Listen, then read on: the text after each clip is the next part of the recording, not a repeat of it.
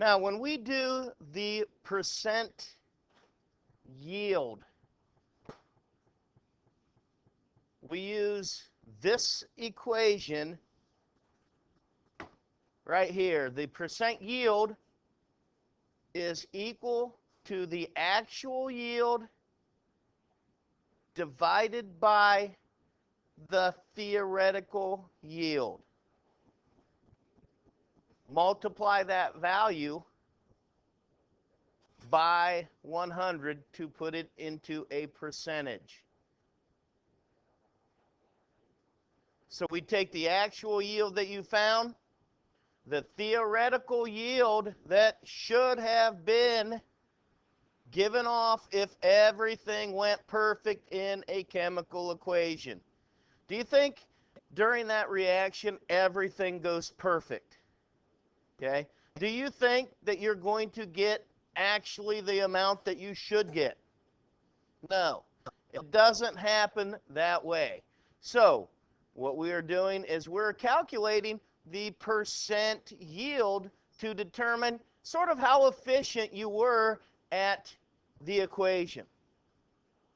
All right? How would I use something like this? Well, if I had some kind of a byproduct that I was going to draw something like, let's say, copper out of it.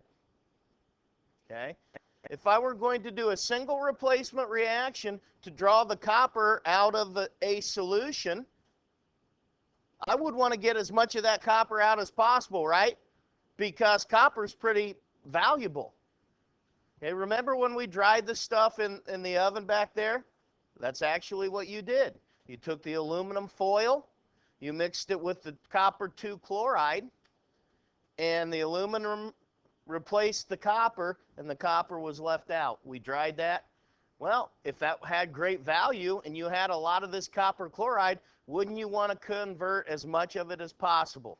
Absolutely.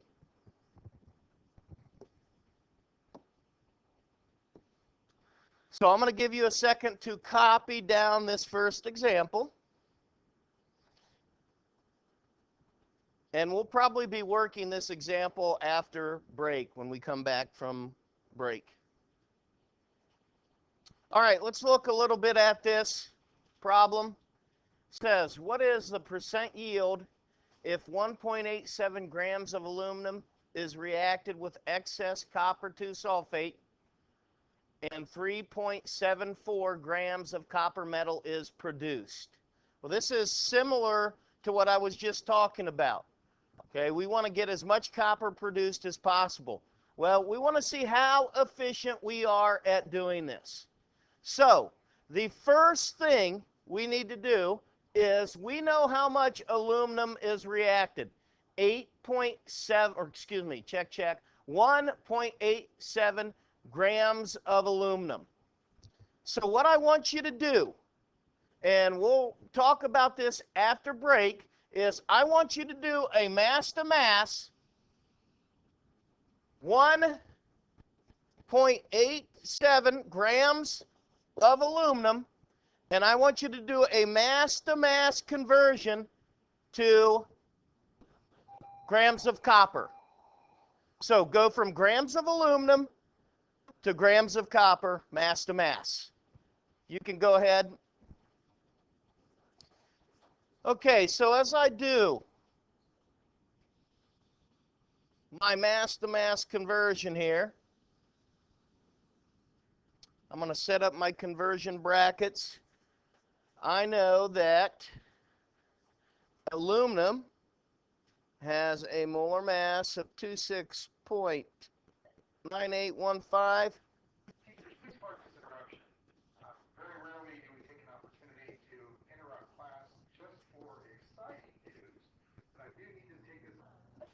Okay, so I've done my first step and I've converted my grams of aluminum into moles of aluminum. My next step is the molar ratio. 2 mole of aluminum, 3 mole of copper, because I'm trying to get this into grams of copper. So my moles of aluminum will now cancel.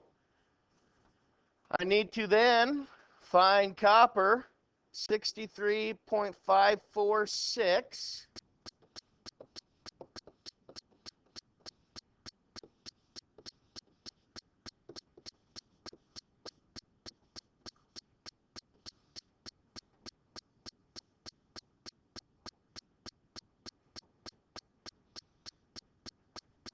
So now my moles of copper cancel.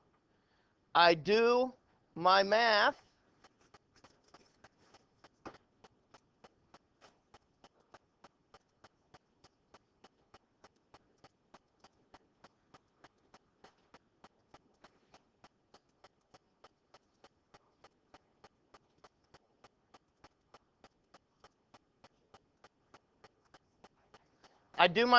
And I come up with 6.61 grams of copper. Can we agree on that? Those of you that calculated it? So, what does that tell me? That tells me that the theoretical amount of copper, if I produced 100% of copper from that 1.87 grams, if I've got 100% accuracy, I would have 6.61 grams of copper formed. Obviously, I don't have that much copper formed. How much copper did I form? 3.74 grams. So here's where I'm going to take this new equation that I just gave you, the actual divided by the theoretical times 100. So, as I bring it back down here, I'm going to extend my page a little bit. So, my actual was 3.74 grams of copper, correct? My theoretical, which I just calculated, was 6.61 grams. I multiplied by 100 to get that into a percentage.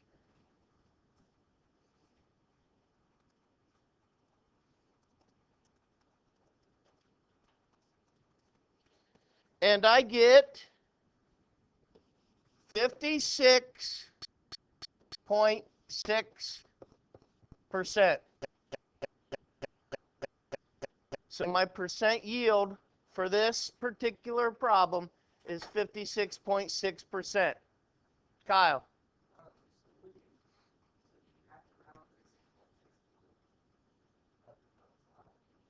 Would you use that whole number? You can. You mean instead use the 6.6062. To be more accurate, you probably should use that. Okay, but like you said, did it change? Did it change your answer? Okay. Now I'm going to give you a second to copy this second example we have here, and then we will work it. So copy down the example and we'll work it. I see some of you have already started to work this problem. I'm just going to read through it. It says, what is the percent yield if 42.8 grams of magnesium metal is reacted with excess carbon dioxide to form 58.0 grams of magnesium oxide? The other product is carbon.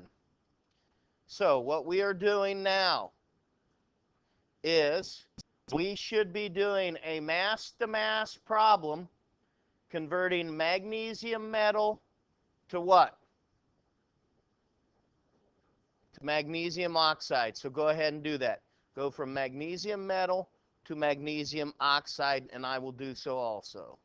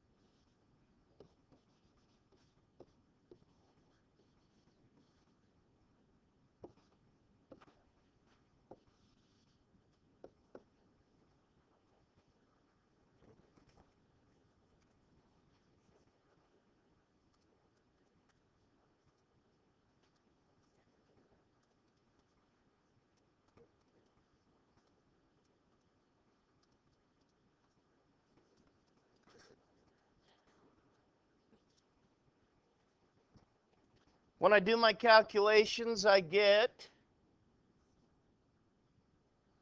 71.0 once I have rounded it. 71.0, my actual number was 70.974216. Okay? And like we talked about with Kyle, that to be most accurate, you probably should use that number. I don't think it's going to change it a ton. So, what I'm going to do, what is that in terms of my equation? What I just calculated. That is my theoretical yield, correct? Looking back at my problem, my actual yield was what? 58.0. So I'm going to take my actual, 58.0, divide it by my theoretical,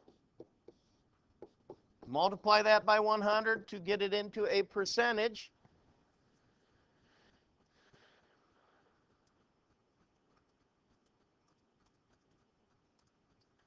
And that is going to give me 81.7%.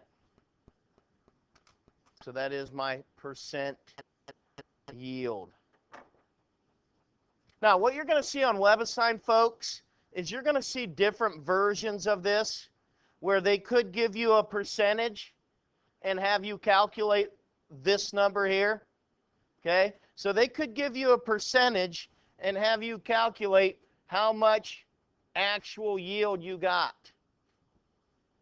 Okay? So be prepared to work these backwards, which shouldn't be a problem. Okay? It's all about putting numbers in the correct spots. So when you see this on WebAssign, don't panic. You're going to have to work some of these backwards. Okay? Any questions for me? Can we give a thumbs up for percent yield?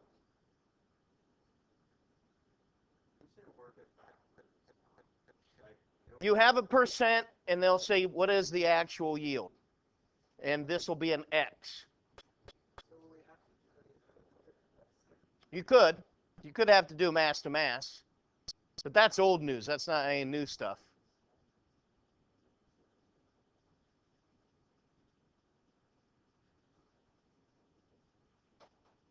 Okay?